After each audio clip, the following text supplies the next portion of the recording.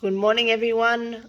This is Laura Poirot, and this is Hastings. I have I've had a friend ask me how is Hastings going. He's currently hiding from me because I used my phone voice.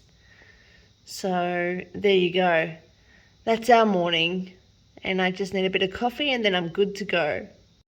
So, I have looked into ZDF. I actually debunked. I questioned the who was in charge of orchestrating the Harry documentary back around July or July-ish or August. Because of it just seemed odd the connections that I had made. And I'm looking at ZDF from a different perspective in this documentary, from a different perspective where there seems to be a narrative or many narratives that were played out all in once out of orchestration or by agreement with the palace, it seems, because it just doesn't seem to be natural and organic. So there were several documentaries that ZDF were contracted to make from the early outset of 2024, namely right around the time that actually on the day that Kate went to hospital, and there was by June, I think it was, the first documentary came out where it was, well, I wouldn't say, I don't know if it's the first documentary. There was a documentary called Charles and Kate, Palace in Crisis, in German, of course. And but that is no longer available. But I have got a clip of that, a snip of that, and it doesn't seem to match at this point. It doesn't seem to match the photos I do have. But that seemed to be a documentary by ZD. I don't know if it was by ZDF. It looks like it was by ZDF, but I'm not sure because it's all on these streaming channels. But I think it was advertised as a ZDF documentary. Anyway, the first real and still available documentary that came out was one about Kate. And this was by gosh, let me get my little list. I haven't particularly prepared for this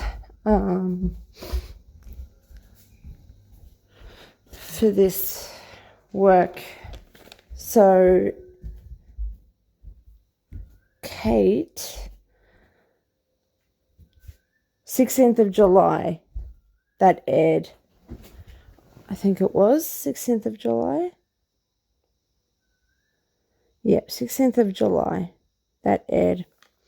And then there was one about the royal children, or the Windsor British royal children, August 2024. And then there was the Lost Prince Harry by December 2024. But there were a number of them that were filmed. And what I found out was that there was a mishmash of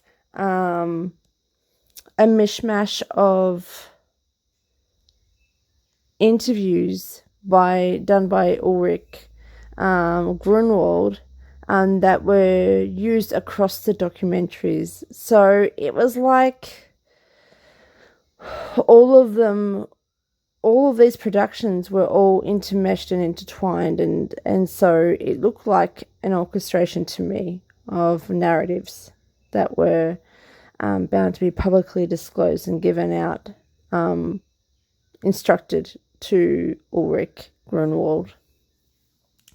So this just tells you here that the main documentaries that were coming out for ZDF Royal were initially Kate and the Drama of the Windsors, and then you've got the Danish royalty. This is the Royal Children, Monaco, but they've also got well, lost Harry, but they didn't really mention it, even though there were articles already by then about that situation. So I've cross-referenced and looked at the available documentaries only of the Kate documentary, the Windsor Children documentary, and the Windsor Children documentary and the Prince Harry documentary. I haven't actually watched the content. I put it on silent, but I look for the patterns and I look for who's being interviewed and how they're dressed and all these things. And there's a few things that stand out to me. A lot of the times the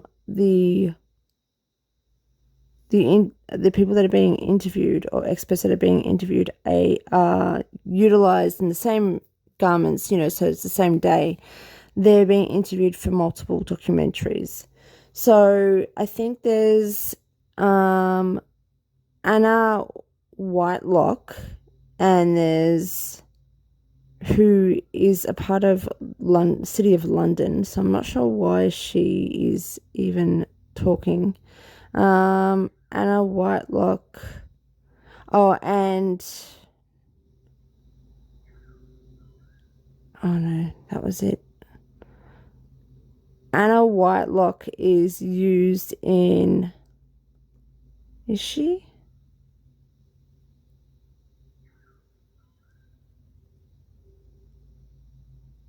Yeah, she's using the Royal Children documentary as well as the documentary about Kate. I'm pretty sure. And she's wearing the same gear. So, an August 2024 documentary and a July 2024 documentary that were launched on those dates, all those months, have the same people that are being interviewed. And then I look into Ulrike's social media, and her first real commentary about these documentaries start, I think this is the 15th of Jan, and she's interviewing Robert Hardman. And it's a bit confusing because she's saying that she's interviewing him about his book of Charles, which is odd. And then just in terms of the topics. And then about the Queen's Last Hours and Prince Harry's decision to call his daughter Lilibet. So I'm wondering, well, has this got to do with Lost Harry, or does this have to do, I don't know what this has to do with. But bear in mind that she says that she's interviewing Robert Hardman, and so she doesn't give much there. But the next, day, this is the 17th of January. I know this because I've looked into the actual photo and I can see that it says 17th of Jan on that board. This is a main thing that I want to point out. She talks about that she's asked expert Robert Hardman, Richard Kay, Emily Andrews, and Andrew Lowney. Emily Andrews, I mean, they do have these repeat interviewees like Katie Nichols in every single one, and so forth. And Graham Smith, surprisingly, who is the Republic supporter, is in these documentaries. Don't ask me really why. Doesn't seem to be organic to me. And she says that she interviewed Robert Hardman, Richard Kay, Emily Andrews, and Andrew Lowney. How will the British monarchy cope with health threats, public expectations, and scandal? Will there be a need to bring back Prince Harry? Is it too much workload for the small group of working royals? That tells you literally the plot that they're using, that the health scares could be a way to manipulate the public into believing, for mercy's sake and for assisting the royal family and making sure they survive, that Todge comes back into the fold. That is the narrative that Ulrike has been given. But what is striking is this is the 17th of January. Now, only on the 16th of January in the UK was Catherine admitted into hospital. The King Charles hadn't even gone to hospital yet. He was admitted on the 26th of January for a 3-day stay. And Kate was admitted the day before this. And January the 17th, this same day that she's in London filming Katie Nicholl, is the day that Kensington Palace reveals that Kate is recovering from a planned operation, not cancer. Officials say her condition isn't cancer-related, but do not specify what the surgery is. Only saying it was successful. They will say she will remain in the hospital for 10 to 14 days. Buckingham Palace announces on the same day that King Charles will be treated for a prostate. So they hadn't even announced this, and yet Ulrike has come down from Deutschland to interview Katie Nicholl on how the British monarchy will cope with health threats, plural health threats. So this seems pre-planned and premeditated. Not only that, I have to show you something here just quickly in comparison to this spiel. The last December documentary that came out regarding the royals that are all a part of this orchestration, The Lost Prince Harry by Ulrike Grunwald, explains the very same spiel that was just given by January 17th, 2024, before Kate and Charles were ever going to have any future health scares. They were just going in for a planned operation. Everything was okay. Nothing was wrong. They were just literally having planned surgery. And yet this documentary that was being filmed by Ulrike, we're talking about future health scares. So it says here in German, if I can translate it, the royal family has to deal with difficult developments and regroup after the Megxit, the death of the Queen, and the cancers of Charles and Kate. What role will Harry play in the future? That is literally just rewording for what Ulrike said on January the 17th, 2024. You scroll down,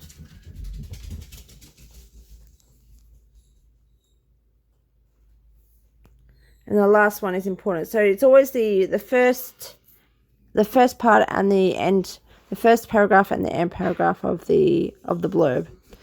Old versus young, traditional versus modern. Oh, that's interesting, considering my last couple of videos about the fact that they're using Todge to represent modernism anyway, and to bring that back into the fold, into the royal family, because that's what's necessary to move on and move forward. The family conflict of the House of Windsor reflects the debate about the future of the British monarchy and its value to society. So this is, mind you, this is the Lost Prince Harry documentary, and they're discussing this. And they're saying here, they're talking about Charles. Now, those interviews with Andrew Lowney, those certain interviews, and where Katie Nicholl is wearing white, I can't find them anywhere. So they could have been a part of a documentary that has been withdrawn. That Charles and Kate documentary, Palace in Crisis, they've completely taken it down. That was actually, I think that was launched 6th or 10th of February 2024. So that would make sense in terms of timeline. However, the video I've seen is of Chris Shipp and some other woman, nothing to do with the people that she's talking about, that she interviewed. Go back to Ulrike's. My phone just slipped. Let's go back to Ulrike's timeline. So by 9th of April, she's in New York. There's a woman who's in the Harry documentary with some white chain necklace. She's from New York, so I'm guessing that's why Ulrike started to go over there by 9th of April to interview her. And then she goes straight from New York to go to Montecito to California.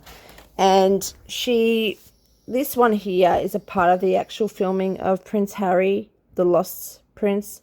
So by then she was already filming it. And then she's at Montecito. This is where she films the locals that seems just really ingenuine. That's all I've taken from just the non-verbal cues that I've seen.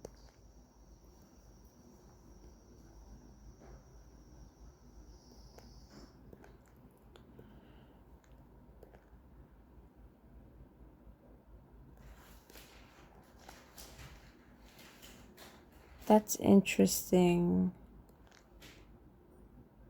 12th of April. I'm just...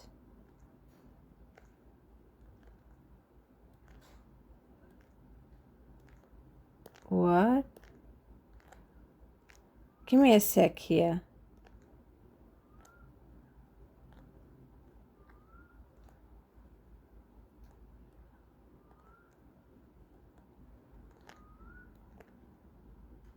#21st of April. She's hidden that? Give me a second to go to this woman's Instagram. So on by the 16th of April, so while she's filming Montecito, the Montecito documentary, she's also filming for Kate, the Kate documentary that will be the first one to come out in July, because this gentleman is Michael Atwood, and this exact clothing is in the documentary for Kate and the Drama with the Windsors. So she's filming. She's got a contract for all these documentaries that she's filming all at once, and she's applying the narratives to whatever works. So it's a mishmash of all these different things at once. And the reason why that's important is because, if one documentary doesn't work out, you can stick one in the other. And then also it's the same plot. It's the same outcome. It's the same point, which is what I've just pretty much told you in that blurb. That's crossing over from Lost Prince Harry to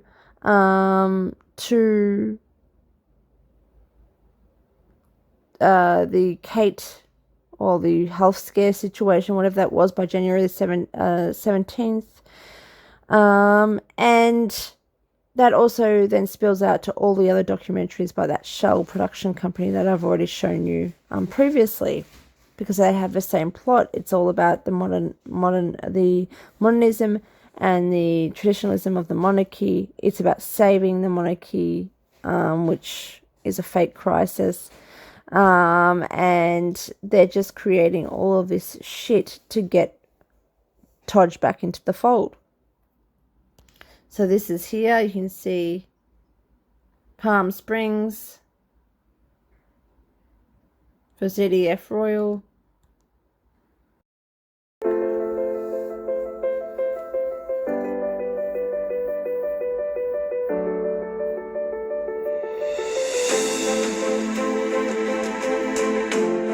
That's Katie Nichol.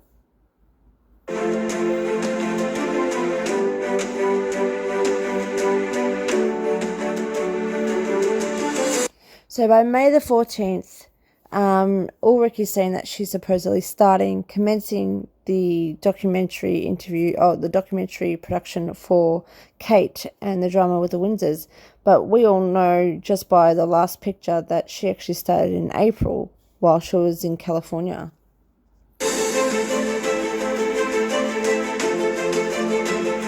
Or Palm Springs, wherever that is. Sorry, don't know.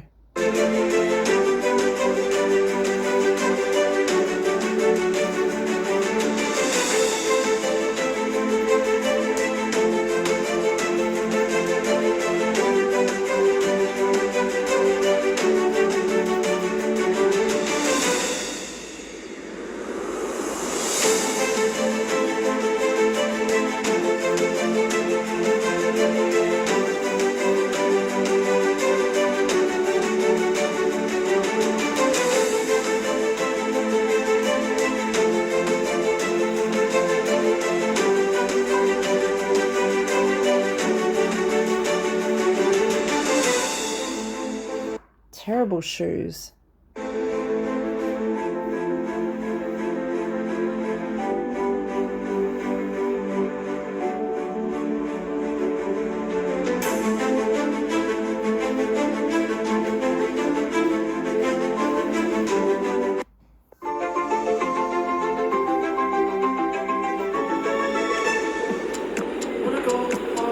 Woo! Yeah.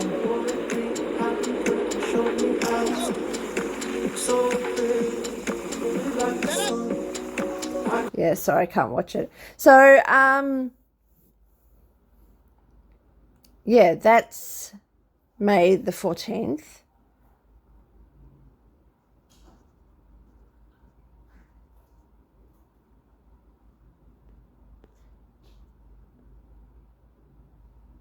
Filming Graham Smith doing his pointless thing.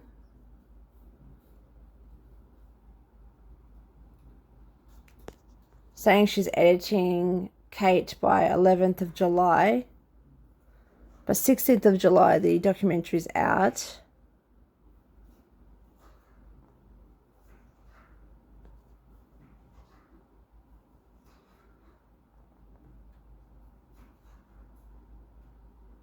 More Graham Smith.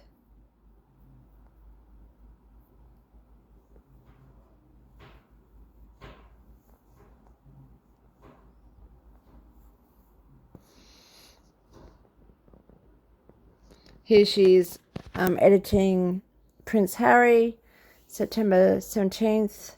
She starts interviewing 30th of September and 1st of October.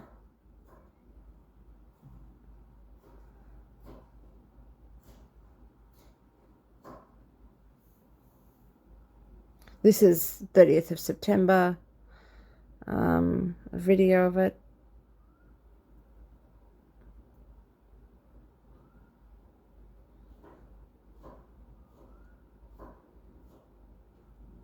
Anyway.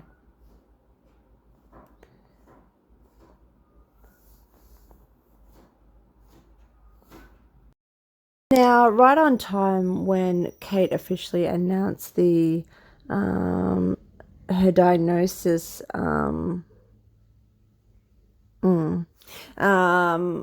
March, there was an article straight away from ZDF, and they say that they had an interview with Katie Nicholl about the background of the diagnosis in a ZDF interview. And so the only point at that time, I mean, there could have been a phone call, there could have been an email, but this seems to be a conversation because it's quite in length. And the only interview that she had ever done with ZDF by that point was 17th of January. So I think I'm going to just say what was said.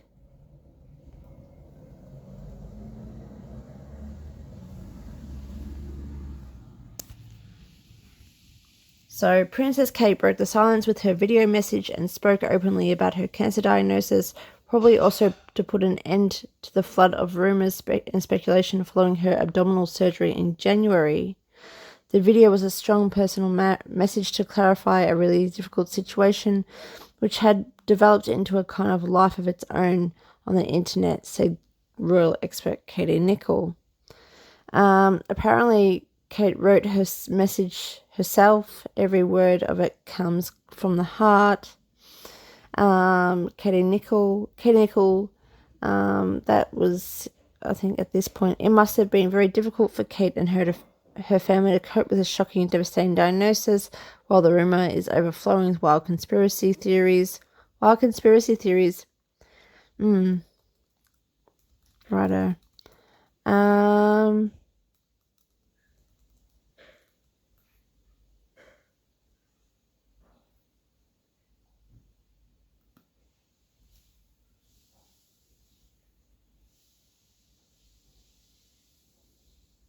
She talks about the timing of the video in detail. So it's not something that's like an an email kind of correspondence.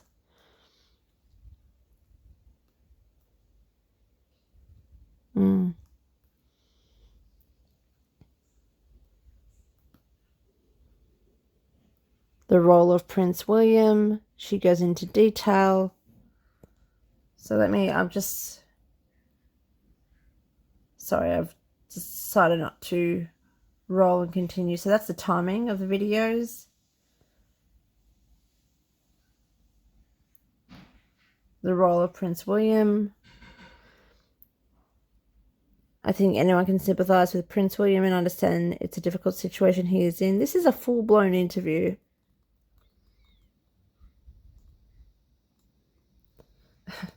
And of course, expert, no real relationship with Harry and Meghan. As far as we know, Harry and Meghan found out about Kate's diagnosis through television, which suggests that there is no real relationship between them. What has this got to do with anything?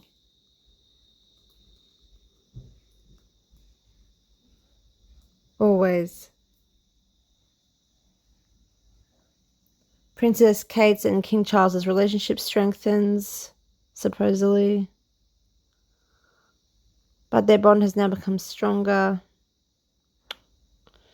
That doesn't happen too often, but obviously there was a lot to discuss.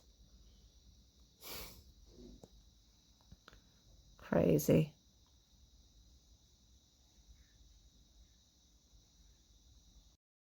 The real point of this video I'm doing, and even though it's not truly mapped out yet, but it doesn't really need to be, because the points are quite clear.